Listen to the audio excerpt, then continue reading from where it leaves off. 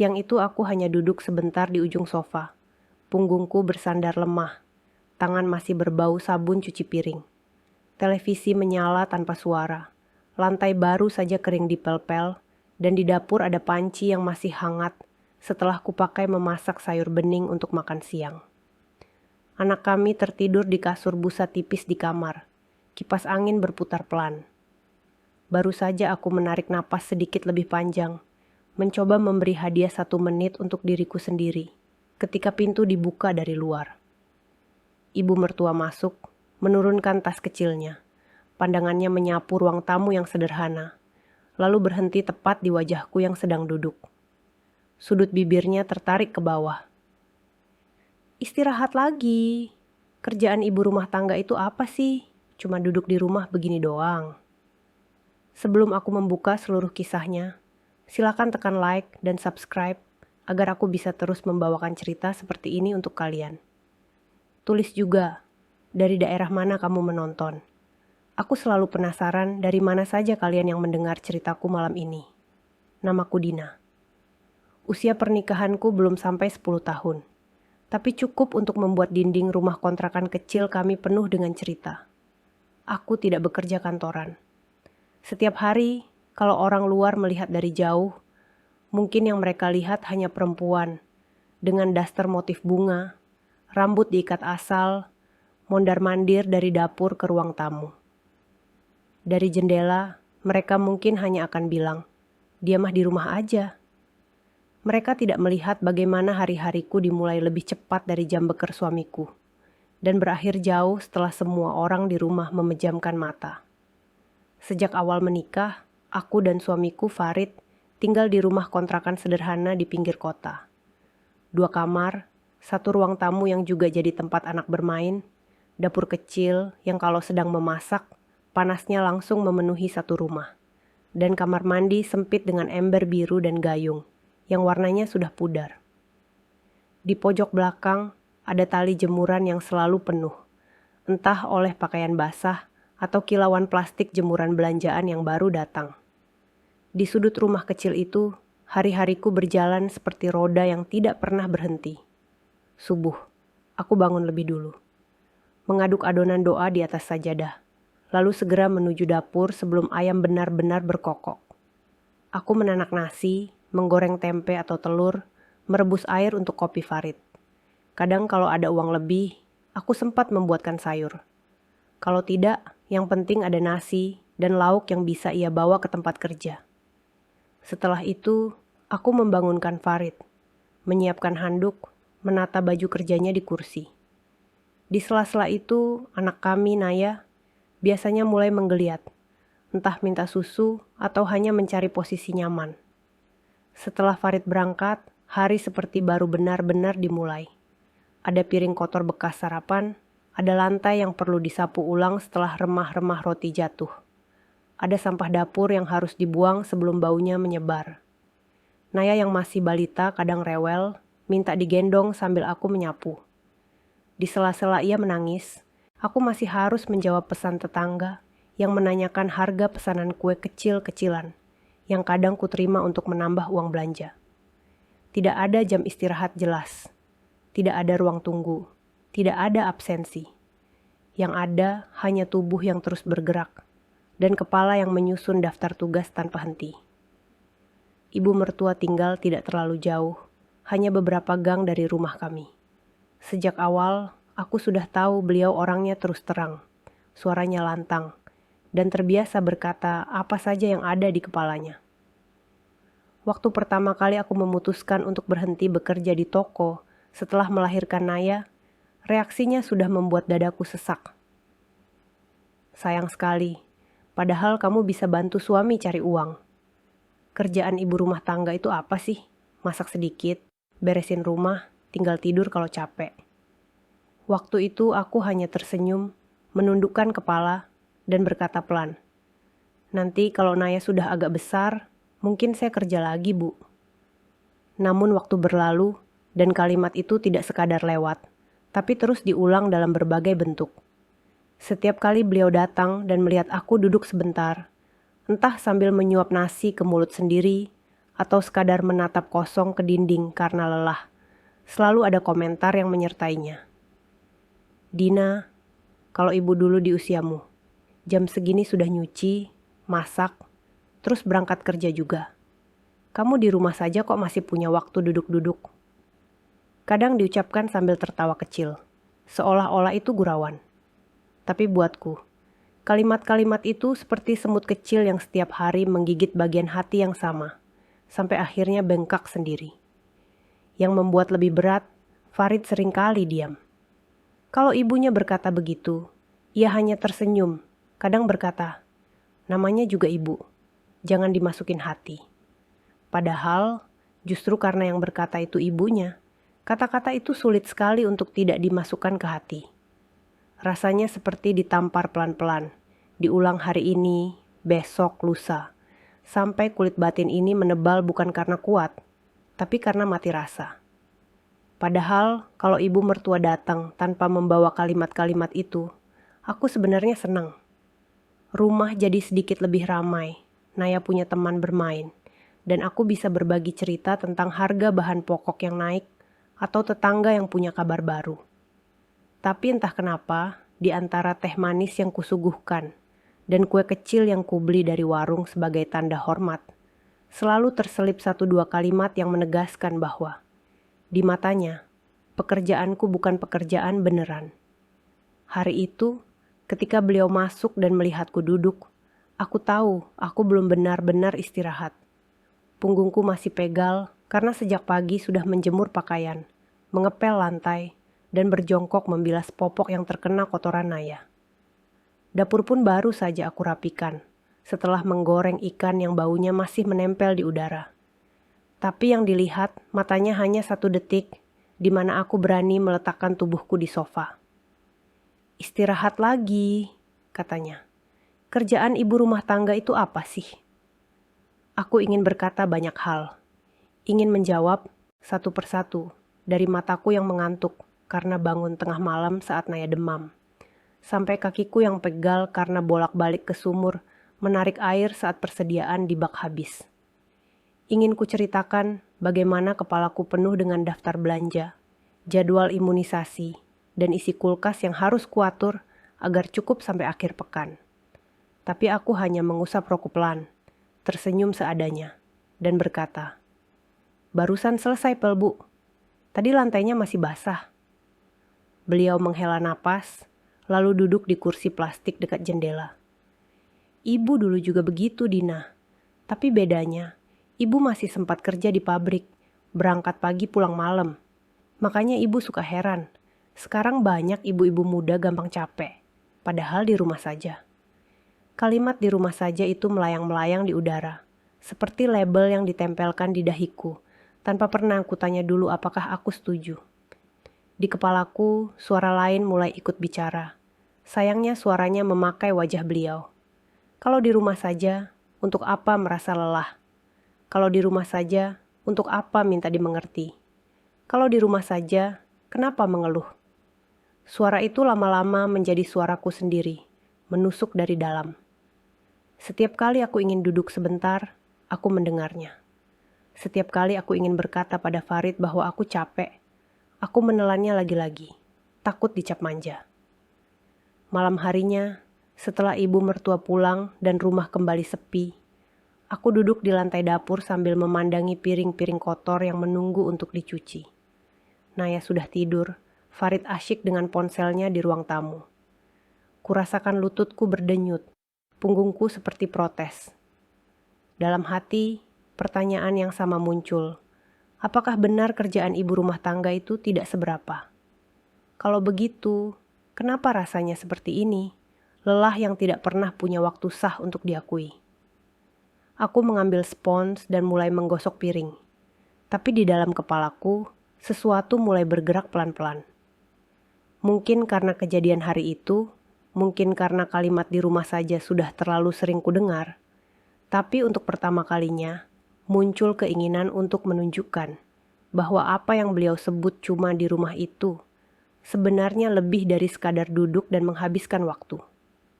Aku belum tahu caranya seperti apa.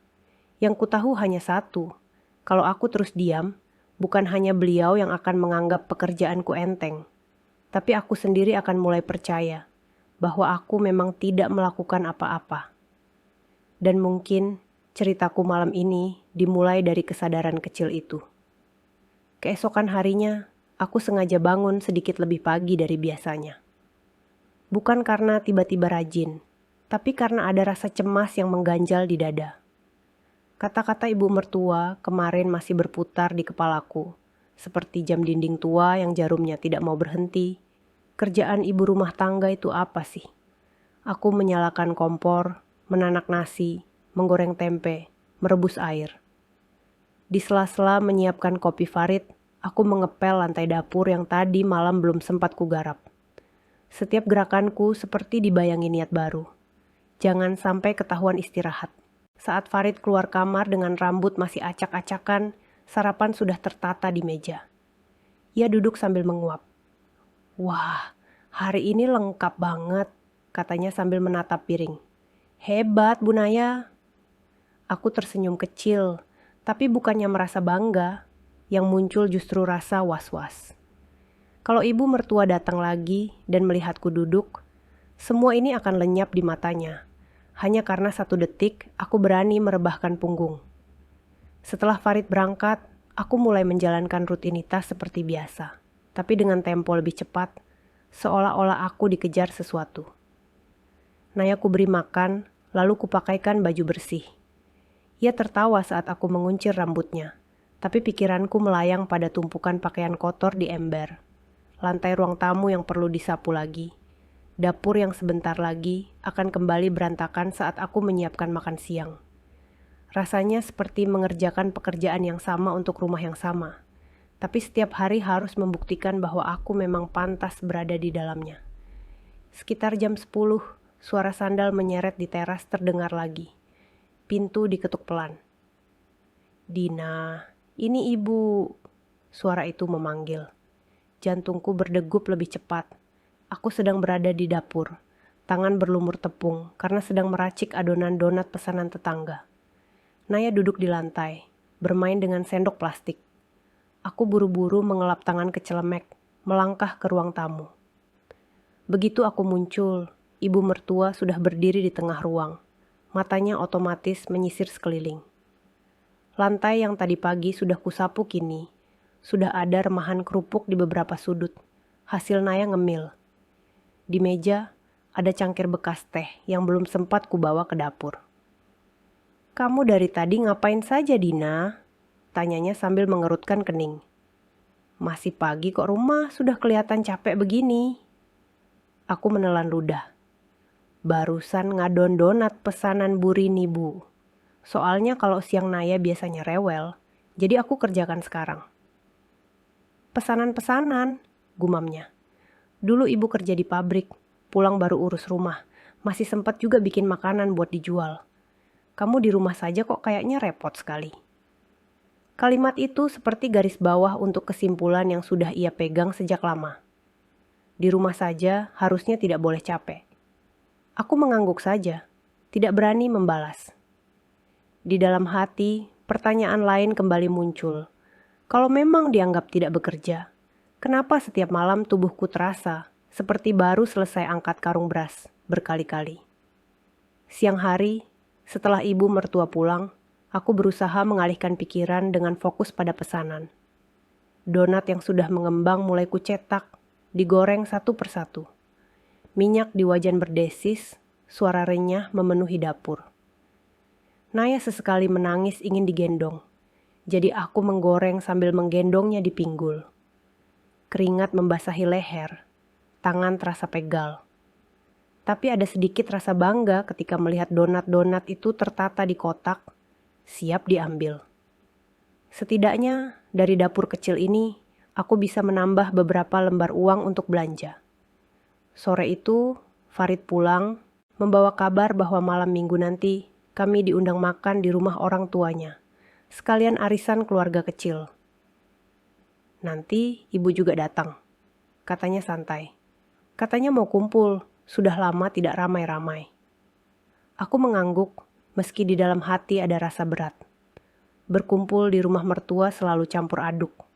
Ada makanan enak, tawa keluarga, tapi juga komentar-komentar yang sering membuatku merasa paling rendah di ruangan. Tapi aku tetap menyiapkan pakaian terbaik yang kupunya. Gamis sederhana yang longgar, tapi masih rapi. Jilbab yang tidak kusut. Bukan untuk gaya, tapi setidaknya supaya tidak memberi alasan tambahan untuk dijadikan bahan omongan. Malam minggu itu, rumah mertua ramai. Saudara-saudara ipar berdatangan. Anak-anak berlari-lari di halaman. Panci besar di dapur penuh sayur lodeh dan ayam goreng. Aku ikut membantu di dapur, memotong cabai, mengiris timun untuk lalapan. Tangan-tanganku otomatis bekerja, seperti sudah hafal pola rumah ini. Di sela-sela itu, terdengar percakapan para perempuan berkumpul di dekat meja. "Kamu kerja di mana sekarang?" tanya salah satu saudara ipar kepada sepupuku. "Masih di kantor lama, alhamdulillah," jawabnya bangga. "Capek sih, tapi ya dinikmati. Daripada di rumah saja, bosan." Ibu mertua menimpali, suaranya tidak pelan. "Makanya ibu selalu bilang, perempuan itu harus kerja. Kalau di rumah saja, apa sih kerjaannya? Paling cuma gitu-gitu saja." Beberapa pasang mata menoleh ke arahku sekilas, lalu kembali ke obrolan. Aku pura-pura sibuk dengan timun di tanganku, padahal pisau hampir licin karena telapak tanganku berkeringat. "Ibu, Dina juga kerja kok, buatin donat buat pesanan tetangga," kata adik iparku dengan nada menggoda. Ibu mertua tertawa kecil. Iya, ibu tahu. Tapi kan kecil-kecilan. Kalau kerja beneran itu, berangkat pagi pulang sore, pegang uang sendiri, tahu rasanya capek cari nafkah. Dina mah enak, di rumah saja, suami yang pusing sendiri. Kata-kata itu membuatku menahan napas. Rasanya seperti ada yang menekan dadaku dari dalam. Enak. Kata yang paling sering dipakai orang luar ketika melihat ibu rumah tangga di balik jendela. Enak bisa di rumah. Enak tidak kena macet. Enak tidak ada atasan. Mereka tidak melihat bahwa di rumah ini, aku adalah atasan sekaligus bawahan. Pengatur sekaligus pelaksana. Yang jam kerjanya dari sebelum matahari terbit sampai jauh lewat tengah malam. Saat makan malam, kami duduk melingkar di lantai. Piring-piring ditata di tengah. Anak-anak rebutan ayam goreng. Orang dewasa mengobrol tentang harga bensin, politik, dan biaya sekolah. Di tengah pembicaraan, salah satu saudara bertanya pada Farid. "Istrimu tidak mau kerja lagi, Rit? Sayang loh, masih muda." Farid melirikku sekilas. "Ya, sekarang fokus dulu ngurus Naya," jawabnya. "Dia juga ada pesanan kue kecil-kecil di rumah." Ibu mertua menatap kami bergantian, lalu berkata, "Ibu sih cuma takutnya nanti Dina manja. Terlalu nyaman di rumah. Nanti kalau Farid ada apa-apa, siapa yang bantu? Kerjaan ibu rumah tangga itu tidak bisa diandalkan terus." Seisi ruangan seperti hening sepersekian detik. Lalu obrolan bergeser ke topik lain. Tapi di telingaku, kalimat itu menggema. Kerjaan ibu rumah tangga tidak bisa diandalkan. Apa yang sebenarnya ingin ia sampaikan? Bahwa aku ini beban. Bahwa semua yang kulakukan di rumah ini tidak punya nilai yang cukup sehingga tidak pantas disebut membantu suami. Dalam perjalanan pulang, aku duduk di jok motor belakang, memeluk Naya yang tertidur di pelukanku. Angin malam menyentuh pipiku yang masih hangat karena menahan perasaan. Farid menyetir di depan, sesekali menoleh, tapi tidak berkata apa-apa. Aku mendekatkan mulut ke telinganya, berbicara pelan di sela deru motor.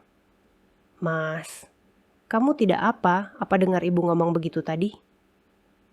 "Ngomong yang mana?" tanyanya, meski aku yakin ia tahu. Yang dibilang kerjaan ibu rumah tangga tidak bisa diandalkan. Yang dibilang aku enak di rumah saja. Kamu tidak merasa itu menyakiti aku?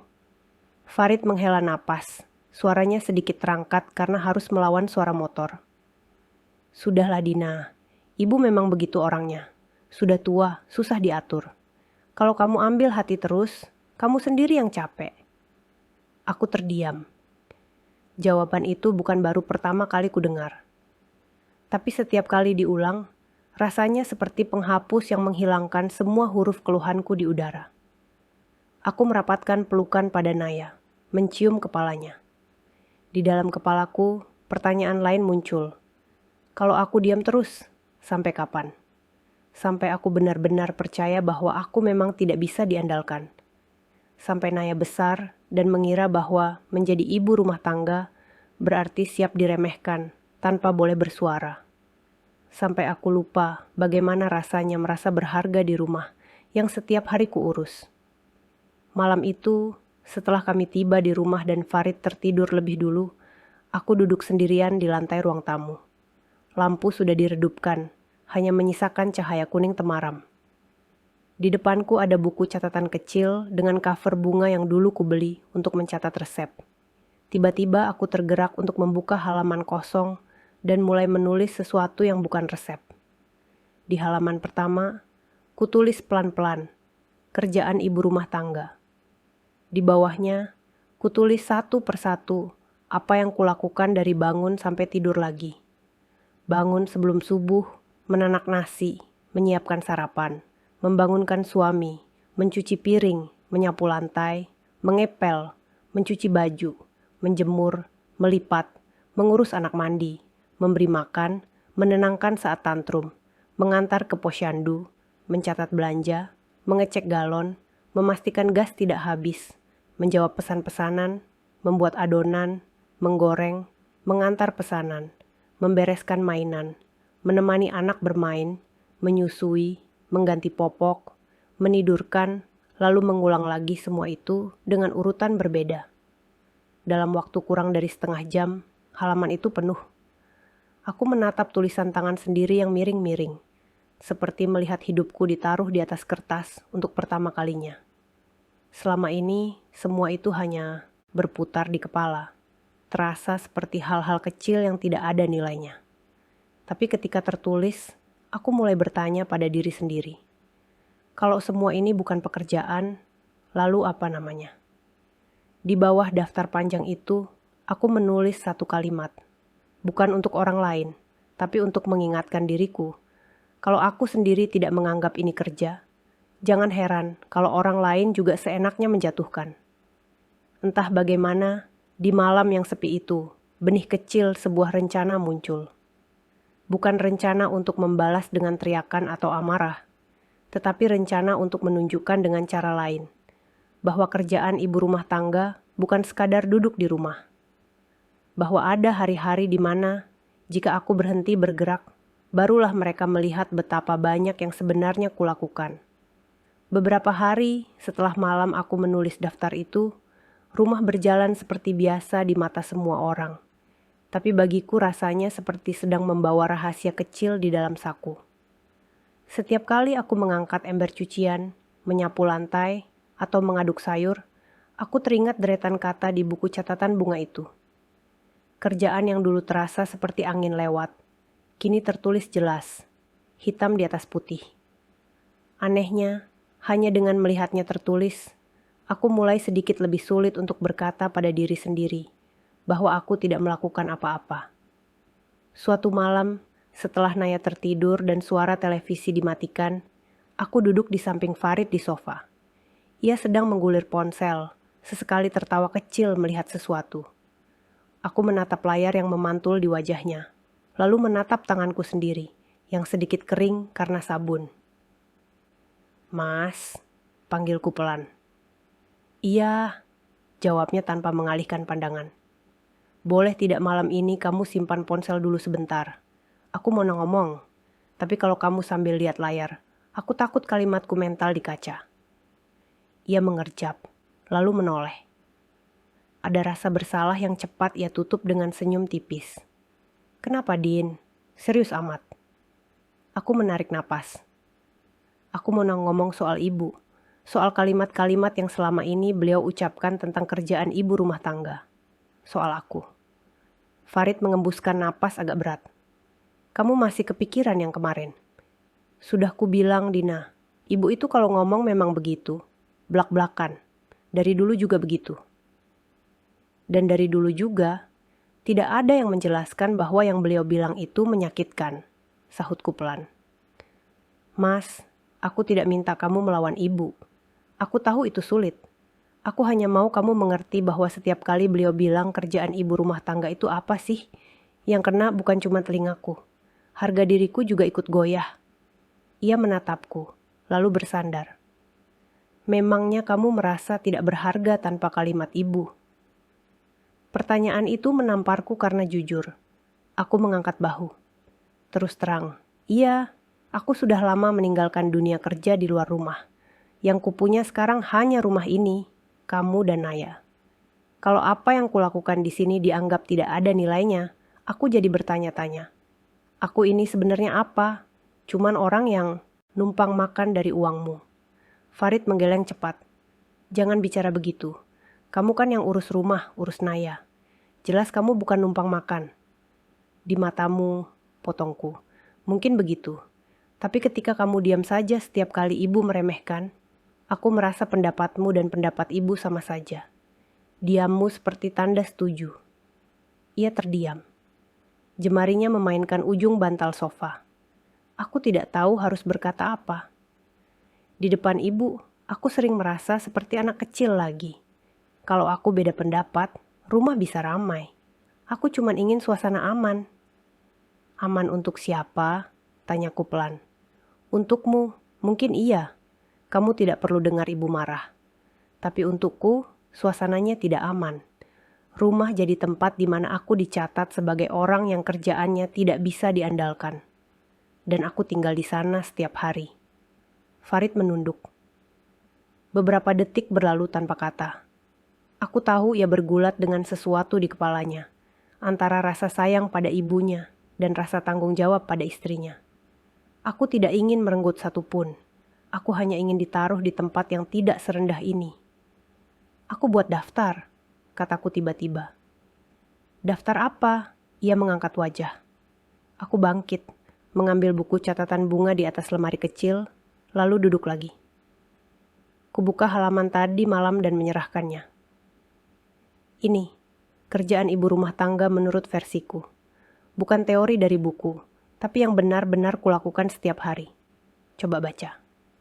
Farid mengambil buku itu, keningnya berkerut membaca satu demi satu.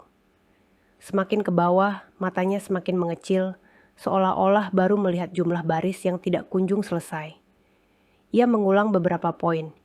Bangun sebelum subuh, menanak nasi, siapkan baju, cuci piring, sapu, pel, cuci baju, jemur, mandikan Naya, masak, ganti popok, mengantar ke posyandu, pesan gas, cek listrik, jawab pesanan donat.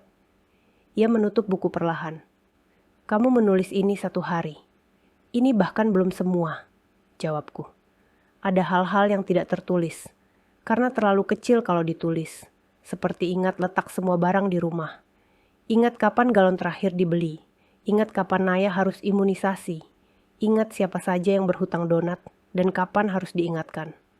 Tapi ya, kasarnya, begini keseharianku. Dan ketika aku duduk 5 menit, itu yang ibu lihat. 5 menitnya, bukan senarai ini. Farid memijat pangkal hidungnya. Aku tidak pernah melihatnya seperti ini. Itulah masalahnya, kataku tanpa marah. Tidak ada yang melihat kecuali orang yang menjalaninya. Makanya mudah sekali bagi orang untuk bilang di rumah saja. Kerjaan ibu rumah tangga apa sih? Mereka tidak pernah berada di sini, di dalam hari yang sama diulang-ulang sampai lupa hari apa. Ia menghela napas panjang. Terus kamu maunya apa, Din? Aku tidak bisa mengubah cara bicara ibu dalam semalam. Aku tidak mau mengubah beliau, jawabku. Orang tua sudah susah diubah. Tapi aku ingin mengubah cara kita merespons. Termasuk caramu. Dan aku ingin sekali, hanya 1 hari, kalian merasakan apa yang kalian anggap sepele itu. Bukan untuk balas dendam, Mas. Untuk membuka mata. Farid mengangkat alis. Maksudmu? Aku kepikiran begini. Aku menatapnya, memastikan ia tidak merasa diserang. Sekali saja, ketika ibu datang ke rumah dan bilang, kerjaan ibu rumah tangga itu apa sih? Aku ingin menjawab dengan cara yang tidak ia duga. Bukan dengan kata-kata, tapi dengan memberi kesempatan kepada ibu dan mas merasakan rumah tanpa aku yang mengerjakan semuanya. Jadi kamu mau apa? Pura-pura sakit? Tanyanya ragu. Bukan pura-pura, kataku. Badanku memang capek, tapi yang kumaksud, satu hari aku akan mengurangi gerakanku. Hanya kerjakan yang benar-benar darurat. Selebihnya, aku duduk. Aku biarkan cucian menumpuk, piring tidak langsung dicuci, lantai tidak langsung disapu. Biar kalian lihat sendiri, bahwa rumah ini tidak berdiri rapi dengan sendirinya. Farid terdiam, wajahnya menunjukkan campuran takut dan mengerti. Nanti yang dikira orang, kamu malas. Bukankah itu yang sudah dikira selama ini? Aku balik bertanya. Bedanya, kali ini aku sengaja membiarkan gambarnya utuh, bukan hanya detik di mana aku duduk. Biar kalian lihat proses penuh dari kalimat kerjaan ibu rumah tangga itu apa sih. Ia mengusap wajah. Aku tidak janji ini ide bagus, tapi aku tidak bisa melarangmu juga. Kalau ini caramu menunjukkan, aku akan coba lihat. Tapi satu syarat, kamu jangan tinggalkan rumah.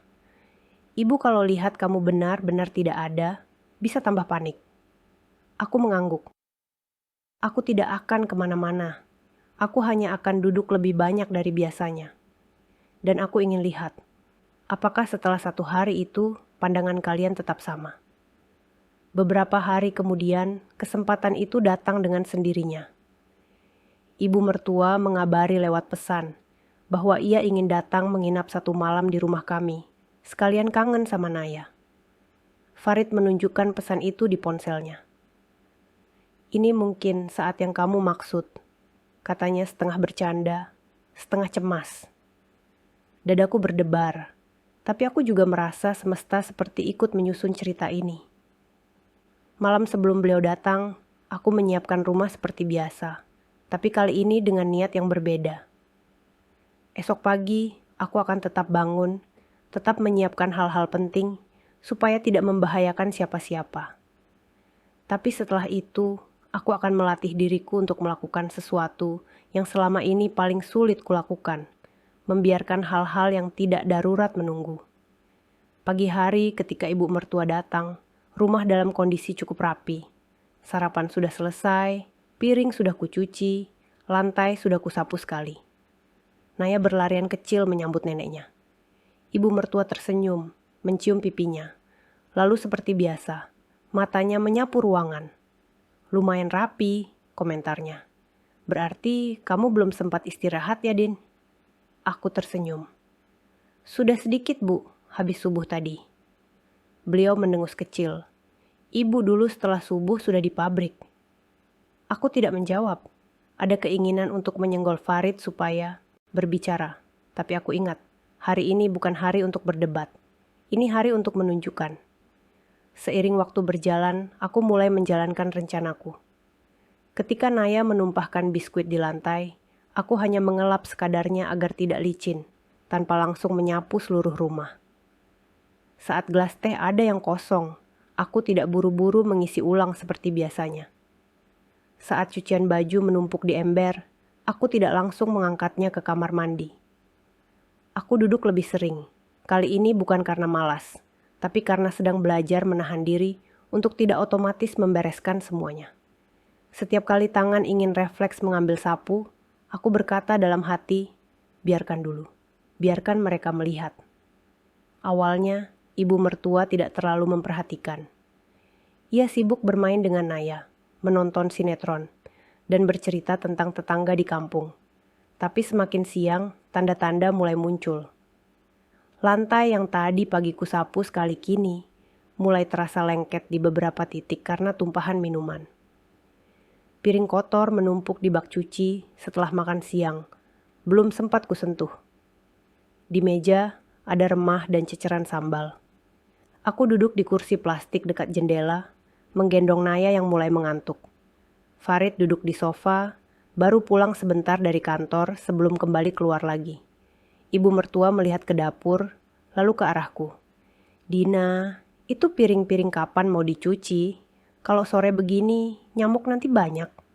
Aku mengusap punggung Naya. Nanti ya Bu, kalau Naya sudah tidur dan punggungku sudah tidak terlalu nyeri. Tadi pagi sudah banyak angkat-angkat. Beliau terdiam sesaat, jelas tidak terbiasa mendengar jawaban yang tidak langsung mengiyakan. Sekitar 10 menit kemudian, ketika melihat dapur belum berubah, ia bangkit sendiri, melangkah ke bak cuci. Ya sudah, Ibu bantu cuci, kamu istirahat saja terus, katanya dengan nada setengah sindiran. Aku menahan keinginan untuk langsung menyusul. Biasanya, refleksku akan berdiri dan bilang, biar saya saja Bu. Tapi hari ini, aku mengingat rencanaku. Bukan untuk membuat beliau bekerja sendiri, tapi untuk memberi ruang agar tangannya merasakan sedikit dari yang selama ini kukerjakan. Aku tetap duduk sambil menggendong Naya, mendengar dari jauh suara piring beradu satu sama lain. Di dalam hatiku, ada rasa bersalah kecil yang muncul. Namun bersamaan dengan itu, ada juga rasa lega.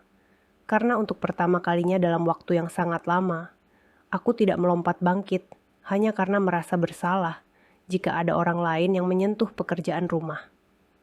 Hari ini, aku sedang belajar mempercayai bahwa tubuhku juga berhak rehat, dan bahwa orang lain yang sehat bisa ikut turun tangan tanpa membuat dunia runtuh. Menjelang sore, pertunjukan kecil yang hanya aku dan Allah yang benar tahu niatnya mulai menunjukkan hasil. Setelah selesai mencuci piring, ibu mertua kembali ke ruang tamu sambil mengelus pinggangnya pelan. Tua-tua begini masih saja cuci piring, gumamnya. Entah ditujukan ke siapa. Aku hanya tersenyum, menggeser Naya agar bisa menyusu dengan nyaman. Tak lama kemudian, Naya terbangun dari tidurnya dengan wajah kusut dan perut lapar.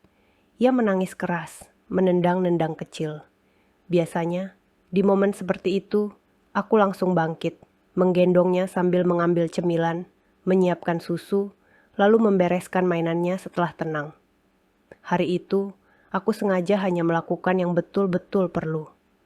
Aku menggendong Naya, mengusap punggungnya, lalu membiarkannya bermain di karpet ruang tamu dengan beberapa mainan. Ketika ia menumpahkan kotak baloknya, balok-balok itu berserakan di lantai begitu saja. Aku tidak buru-buru memungutnya seperti biasanya. Ibu mertua melihat sekeliling, alisnya bertaut. Ini mainan kok dibiarkan berantakan. Nanti kalau ada yang nyandung bagaimana? Nanti saya rapikan Bu, jawabku pelan. Tunggu Naya agak tenang dulu. Kalau sekarang dirapikan, sebentar lagi ia tumpahkan lagi.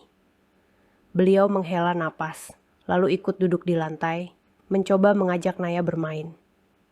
Dalam beberapa menit, Naya tertawa. Tapi di sisi lain, ruang tamu mulai tampak seperti kapal kecil setelah badai. Bantal berserakan, kotak mainan terbuka, kerupuk yang tadi ia pegang tercecer di karpet. Biasanya, setengah dari kekacauan itu tidak akan sempat terlihat karena tanganku selalu sigap membereskan. Tapi hari ini, aku hanya mengamati. Rasanya tidak nyaman, seperti melihat nilai raport sendiri ditulis berantakan. Namun aku bertahan, mengingat tujuan hari ini. Sekitar jam 5 sore, Farid pulang lebih cepat dari biasanya.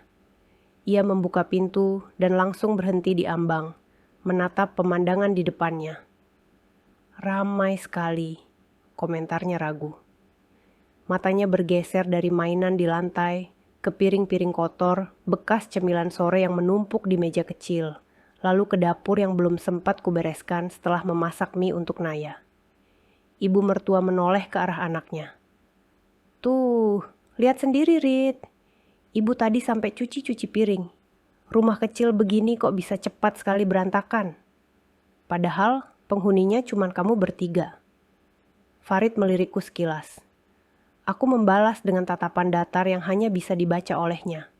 Ini baru setengah hari. Ya Bu, katanya pelan. Memang kalau banyak yang dilakukan, rumah sekecil ini pun bisa capek ngurusnya. Kamu mah bela istri terus, sahut ibu mertua. Ibu tadi lihat, Dina juga banyak duduk. Katanya capek angkat-angkat. Kalau di rumah begini saja sudah capek. Bagaimana kalau kerja di luar? Aku mengatur napas. Ingin rasanya menjawab saat itu juga. Tapi aku memilih menahan diri sampai malam, ketika suasana lebih tenang, dan tidak ada anak kecil yang perlu ikut mendengar. Lagi pula, sore ini baru separuh pelajaran. Waktu maghrib tiba, rumah seperti mencapai puncak kesibukan. Naya rewel karena mengantuk, tapi tidak mau tidur. Di dapur, aku sengaja memasak menu sederhana, tumis sayur dan telur ceplok, tanpa terlalu memikirkan tampilan. Sehabis makan, biasanya aku akan langsung menyikat piring, merapikan meja, lalu menyapu lantai lagi. Malam ini, aku hanya mengumpulkan piring ke bak cuci dan mengalirkan air sebentar tanpa langsung menggosok. "Nanti cuci ya?" kata ibu mertua dari ruang tamu. "Jangan dibiarkan sampai pagi, kotor." "Insya Allah, Bu, kalau badan masih kuat nanti," jawabku. "Kalau tidak, besok subuh saya kerjakan sekalian. Yang penting sisa makanan tidak tercecer." Beliau menghela napas lagi. Kali ini lebih panjang. Zaman sekarang ini, ibu tidak mengerti. Capek sedikit saja sudah tidak kuat. Ibu dulu habis kerja di pabrik, masih cuci piring, cuci baju, mandiin anak. Tidak ada cerita besok saja. Aku menarik napas dalam. Zaman dulu dan sekarang beda, Bu. Tapi capeknya sama-sama capek, jawabku pelan. Nada suaraku mungkin terdengar lebih tegas daripada biasanya. Farid melirik, menangkap bahwa ada sesuatu yang sudah lama kutahan. Malam semakin larut, dan rumah mulai menampakkan wajah aslinya ketika petugas kebersihan utamanya mengurangi tempo. Di dapur, piring-piring mulai menumpuk. Di kamar, pakaian kotor dari siang tadi masih belum masuk keranjang. Di ruang tamu, mainan Naya menyebar di beberapa sudut.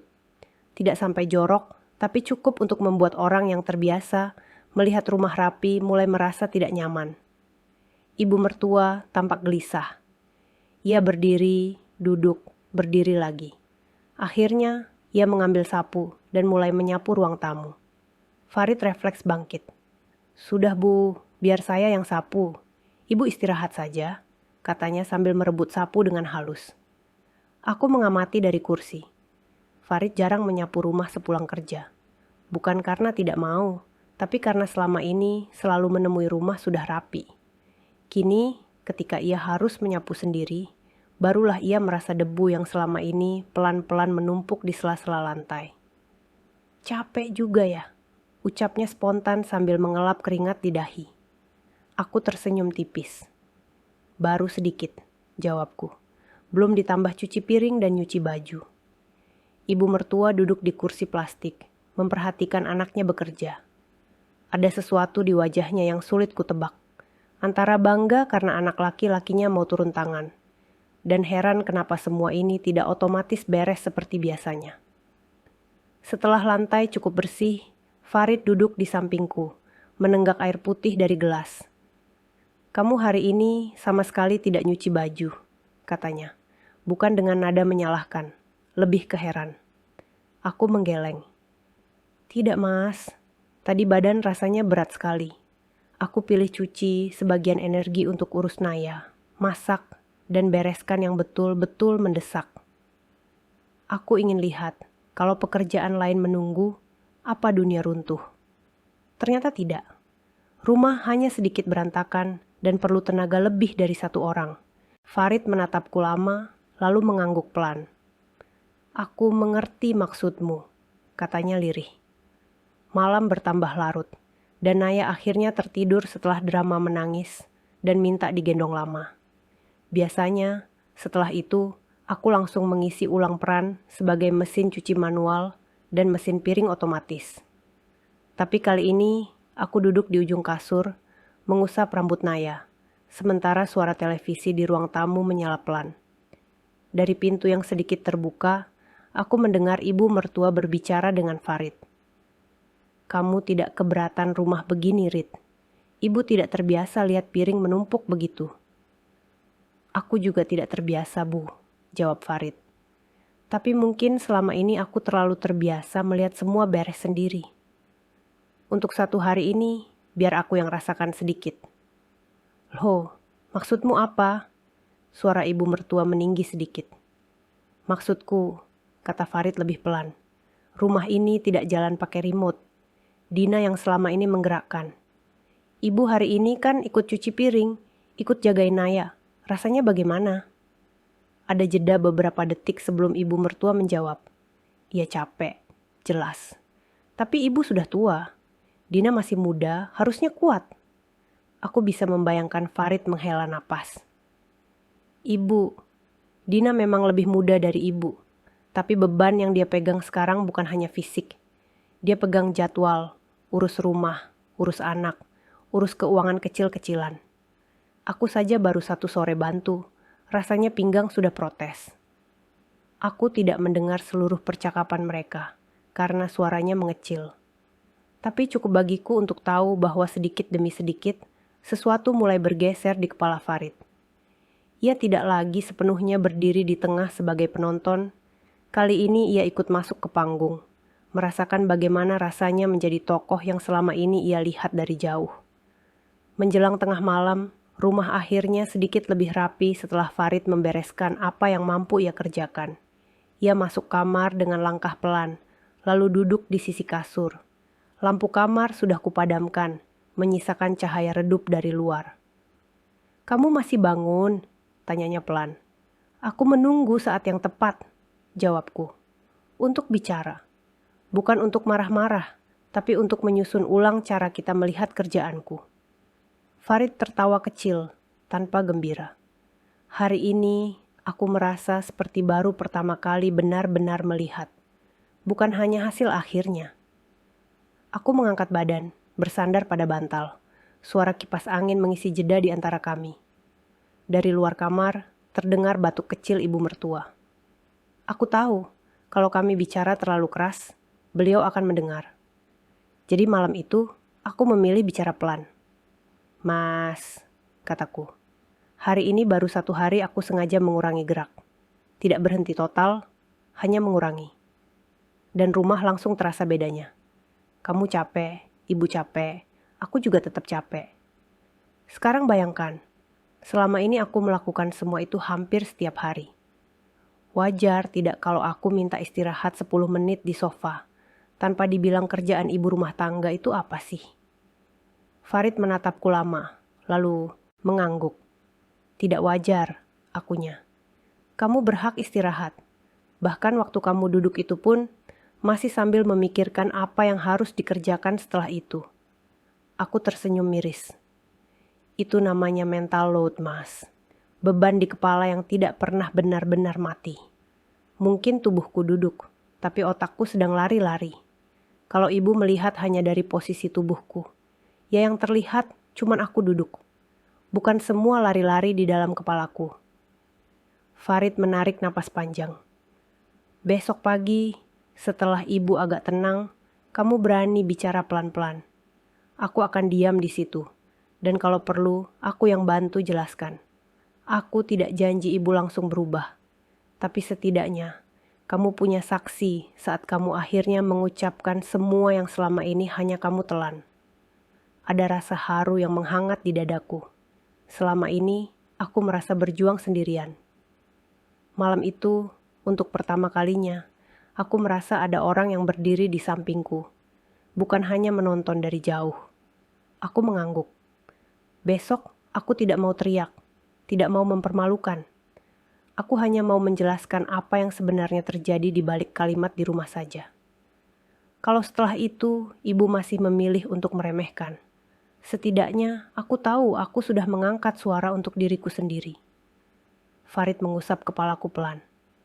"Kamu tidak berlebihan, Dina. Kamu cuma minta hal yang wajar. Minta kerjaanmu dilihat sebagai kerja. Minta istirahatmu tidak dicap malas. Minta rumah ini tidak hanya dipandang dari piring bersih dan lantai mengkilap, tapi juga dari tubuh yang menjaganya." Malam itu, aku memejamkan mata dengan rasa lelah yang sama seperti hari-hari sebelumnya, tapi dengan hati yang sedikit berbeda. Besok, aku akan duduk di depan ibu mertua, bukan sebagai menantu yang siap menelan semua komentar tanpa suara, tapi sebagai ibu rumah tangga yang akhirnya berani menyebut pekerjaannya sebagai pekerjaan. Bukan dengan teriak, bukan dengan drama berlebihan, tapi dengan kalimat-kalimat yang datang dari tempat paling jujur di dalam diriku. Pagi harinya, suara sendok beradu dengan piring dari dapur membangunkanku sebelum alarm di kepala sempat berbunyi. Untuk pertama kalinya dalam waktu yang lama, bukan aku yang memulai hari dengan menyalakan kompor. Dari celah pintu, kulihat Farid sudah berdiri di dapur, masih dengan kaos oblong dan sarung, mencoba mengaduk air panas dan kopi instan. Di meja makan, ada roti tawar yang diangkatnya canggung dari plastik. Aku bangun pelan, memastikan Naya masih terlelap. Tubuhku tetap terasa pegal, tapi ada dorongan lain yang membuatku lebih dulu melangkah ke ruang tamu. Percakapan yang harus terjadi hari ini. Bukan percakapan tentang siapa paling lelah, tapi tentang apa itu lelah yang tidak pernah diakui. Ibu mertua sudah duduk di kursi plastik dekat jendela, jilbabnya sudah rapi. Ia menatap ke arah dapur dengan alis sedikit berkerut. "Kamu masak apa itu, Rit? Bau kopinya beda," komentarnya. Farid tertawa kecil. "Ini kopi sachet murah, Bu, yang Dina biasa minum kalau lagi butuh melek. Ternyata pahit juga." Aku berjalan ke dapur, mengambil cangkir kosong, dan ikut menuang air panas untuk diriku sendiri. "Biasanya aku buatkan yang lebih enak buat Mas," kataku lirih. "Yang ini versi darurat." Ruang tamu terasa penuh oleh hal-hal yang tidak diucapkan. Setelah sarapan seadanya, Farid memanggil. "Bu, sini sebentar. Kita ngobrol bertiga. Tidak lama. Naya masih tidur, jadi mumpung suasana tenang." Ibu mertua menoleh, sedikit curiga. "Kenapa memangnya? Ada apa panggil serius begitu?" Aku duduk di sofa, Farid di sebelahku, dan ibu mertua di kursi plastik berhadapan dengan kami. Rasanya seperti akan menghadapi rapat kecil, hanya saja yang dibahas bukan bisnis, tapi sesuatu yang lebih halus, cara memandang hidup orang lain. "Ibu," Farid memulai, suaranya hati-hati. "Kemarin ibu bilang, ibu capek ya, cuci piring dan ikut jagain Naya." Beliau mengangkat dagu.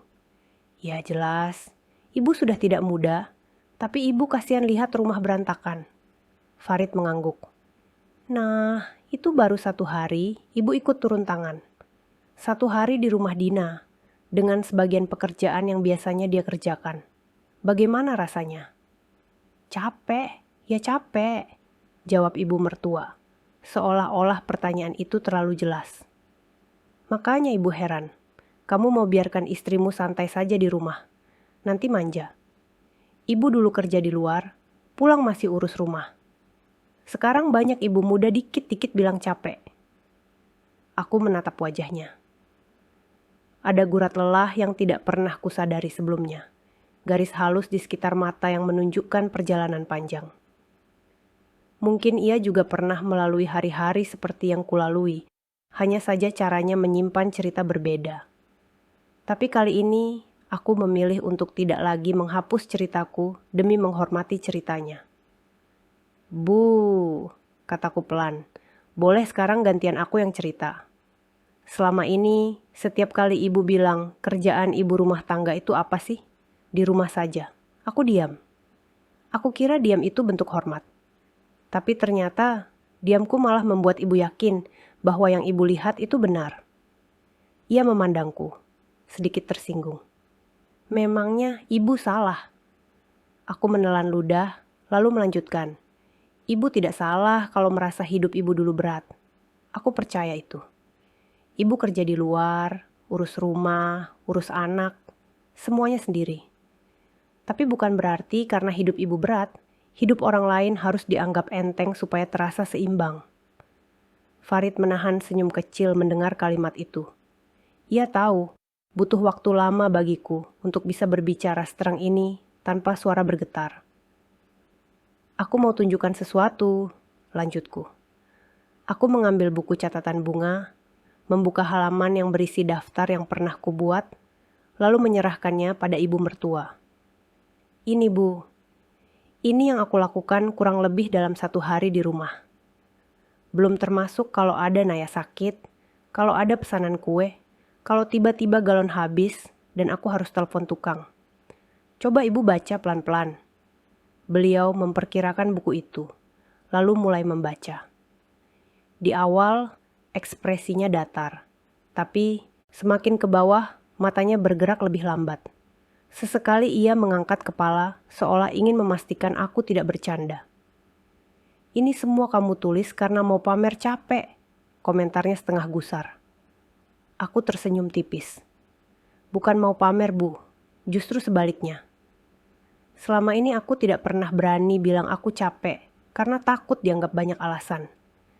Tapi setelah ibu berkali-kali bilang, kerjaan ibu rumah tangga itu apa sih? Aku mulai percaya bahwa mungkin memang aku tidak melakukan apa-apa. Lalu malam itu, aku menulis ini. Dan aku sadar, kalau aku sendiri menghapus semua ini, tidak heran kalau orang lain juga menghapusnya." Hening sejenak. Hanya terdengar suara kipas angin berputar. Farid ikut bicara, suaranya haru. "Ibu, kemarin waktu saya bantu sapu dan sedikit bereskan rumah, saya baru merasa, oh begini rasanya ya, capek. Padahal itu hanya sebagian. Selama ini, saya pulang rumah sudah rapi, makan sudah ada, anak sudah bersih. Saya kira itu mengalir saja. Baru kemarin saya lihat langsung, tanpa Dina, rumah ini cepat sekali berubah." Ibu mertua menatap anaknya. "Lalu kamu mau bilang apa? Ibu salah terus gitu." "Bukan, Bu," jawab Farid cepat. "Kami tidak bilang ibu jahat. Kami hanya ingin ibu tahu kalimat-kalimat yang ibu ucapkan tentang kerjaan ibu rumah tangga. Itu apa sih? Buat Dina itu berat. Dia mulai merasa dirinya tidak berguna, hanya karena pekerjaannya tidak pakai seragam dan slip gaji." Aku menatap tangan ibu mertua yang menggenggam buku catatan itu. Setiap kali ibu datang dan lihat aku duduk sebentar, itu mungkin 1-2 menit dari hari yang panjang. Tapi ibu selalu menangkap menit itu dan melupakan jam-jam sebelumnya. Lama-lama, aku sendiri ikut lupa bahwa jam-jam itu ada. Aku mulai malu kalau duduk, merasa harus selalu bergerak supaya kelihatan kerja. Padahal, kalau aku jatuh sakit karena tidak pernah berhenti, siapa yang akan ibu salahkan? Wajahnya melembut sedikit. "Jadi, kemarin kamu sengaja tidak begitu banyak beres-beres supaya ibu dan Reed lihat betapa capeknya." Aku mengangguk pelan. Kemarin aku memilih hanya melakukan yang penting. Bukan mogok kerja, tapi mengurangi. Biar terlihat bahwa rumah ini tidak jalan sendiri. Aku tahu ibu capek cuci piring. Aku pun begitu setiap hari. Tapi mungkin ibu perlu merasakannya lagi. Bukan karena aku ingin ibu susah, tapi supaya ibu tidak mudah bilang kerjaan ibu rumah tangga itu enteng. Untuk beberapa detik, tidak ada yang bicara. Ibu mertua menatap lantai, lalu memandang catatan itu lagi. Kurasa, di kepalanya berkelindan banyak kenangan. Masa mudanya, perjuangannya, mungkin juga luka yang belum selesai. "Aku tidak minta ibu minta maaf," lanjutku pelan. "Meski kalau ibu mau, aku akan sangat menghargai. Yang paling penting buatku, mulai hari ini, kalau ibu lihat aku duduk sebentar, jangan langsung menilai aku malas. Anggap saja aku sedang istirahat 5 menit, supaya bisa lanjut kerja 2 jam lagi." Nafasnya terdengar berat. "Kamu ya, Dina?" katanya akhirnya. "Kalau ngomong sekarang sudah berani. Dulu diam saja. Ibu pikir kamu tidak keberatan." "Dulu aku memang diam, Bu. Dan itu salahku," aku mengaku. "Aku kira diam itu hormat. Ternyata diam juga bisa jadi cara kita mengiyakan sesuatu yang seharusnya diluruskan. Makanya hari ini aku bicara. Bukan untuk mengalahkan ibu, tapi untuk melindungi diriku sendiri sedikit." Ibu mertua mengusap sudut matanya cepat, seolah-olah tidak ingin aku melihat. "Ibu memang sering ngomong sembarangan," gumamnya. "Dulu ibu juga capek, jadi kalau lihat kamu duduk, refleks keluar kalimat begitu. Di kepala ibu, hidup ini memang keras. Takutnya kamu jadi lembek." "Aku mengerti, Bu," kataku. Dan aku sungguh-sungguh mengerti. Mungkin ibu cara sayangnya begitu. Takut anak dan menantu tidak kuat menghadapi hidup.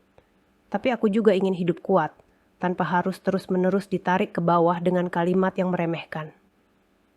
Ia menarik napas panjang, lalu menutup buku catatan itu. Baiklah, mulai sekarang, ibu akan jaga lisan. Kalau ibu lihat kamu duduk, ibu akan tahan komentar. Kalau ibu kalah dan keluar juga, kamu ingatkan. Tapi jangan di depan orang banyak. Nanti ibu malu. Senyumku mengembang, setengah lega, setengah haru. Terima kasih, Bu. Itu lebih dari cukup buatku. Farid ikut tersenyum. Aku juga akan jaga, Bu. Kalau ibu lupa dan mulai meremehkan, aku tidak akan diam lagi. Ibu mertua mendengus kecil. Tahu-tahu kalian berdua sekarang kompak melawan ibu. Tapi kali ini ada tawa tipis di ujung kalimatnya. Siang itu, ketika ibu mertua bersiap pulang, ia sempat menatap sekeliling rumah. Rumahmu kecil, Dina, katanya. Tapi ternyata kerjaan di dalamnya bisa sebesar ini. Ibu dulu mungkin lupa rasanya, makanya mulut jalan duluan. Maaf ya, kalau kemarin-kemarin bikin kamu merasa tidak berguna. Kata maaf itu tidak diucapkan sambil menatap mataku lama-lama, tapi cukup jelas untuk kudengar. Aku mengangguk cepat, takut kalau terlalu lama menatap, air mata akan jatuh lebih dulu. Tidak apa-apa, Bu. Kita sama-sama belajar. Setelah pintu tertutup dan suara langkahnya menghilang di gang, aku duduk di sofa. Kali ini bukan duduk dengan rasa bersalah, tapi dengan rasa lega. Naya berjalan kecil ke arahku, memeluk kakiku. Ibu capek, katanya dengan bahasa bocahnya, menirukan kalimat yang mungkin sering ia dengar. Aku mengangkatnya ke pangkuan, mencium pipinya. Ibu capek, tapi bahagia, jawabku. Karena hari ini ibu belajar bahwa capek, ibu bukan hal yang memalukan. Malamnya, setelah semua pekerjaan rumah selesai dengan tempo yang lebih manusiawi, aku kembali membuka buku catatan bunga itu. Di bawah daftar panjang kerjaan ibu rumah tangga, kutambahkan satu kalimat baru. Hadiah untuk diriku sendiri, kerjaan ibu rumah tangga bukan hanya pekerjaan, tapi juga cinta yang berbentuk rutinitas. Dan cinta juga butuh istirahat agar tidak berubah jadi luka. Untukmu yang mendengarkan cerita ini sambil menahan, pegal di punggung, sambil duduk di lantai dapur menunggu cucian mesin selesai. Atau sambil melipat baju yang entah kenapa tidak ada habisnya. Mungkin kamu juga pernah mendengar kalimat yang sama. Kerjaan ibu rumah tangga itu apa sih? Mungkin dari mertua, mungkin dari keluarga sendiri, mungkin dari suami, atau lebih menyakitkan lagi, dari suara di kepalamu yang memakai wajah mereka. Kalau kamu lelah, kamu bukan lemah. Kalau kamu butuh duduk sebentar, itu bukan dosa. Kalimat-kalimat yang meremehkan pekerjaanmu bukan cermin dari nilai dirimu, hanya cermin dari betapa banyak orang yang tidak pernah benar-benar melihat. Tugasmu bukan membuktikan dirimu sampai hancur, tapi menjaga dirimu cukup utuh untuk terus mencintai orang-orang yang Allah titipkan di rumahmu. Kadang, cara membalas yang paling halus bukan dengan teriak, tapi dengan menunjukkan kebenaran pelan-pelan.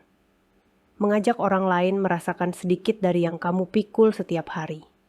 Mengundang mereka melihat bahwa di balik kalimat di rumah saja, ada kaki yang berdiri lebih lama dari yang mereka kira. Ada tangan yang bekerja lebih sering dari yang sempat mereka hitung. Ada hati yang merawat lebih banyak hal daripada yang pernah mereka sadari. Dan kalau suatu hari keberanian itu datang, jangan takut untuk bicara. Kamu boleh berkata, dengan suara pelan tapi tegas, kerjaan ibu rumah tangga ini memang tidak pakai seragam dan gaji bulanan. Tapi setiap detiknya tercatat di sisi Allah sebagai amanah yang dijalankan. Dan tidak ada amanah yang kecil kalau dipegang dengan hati yang besar.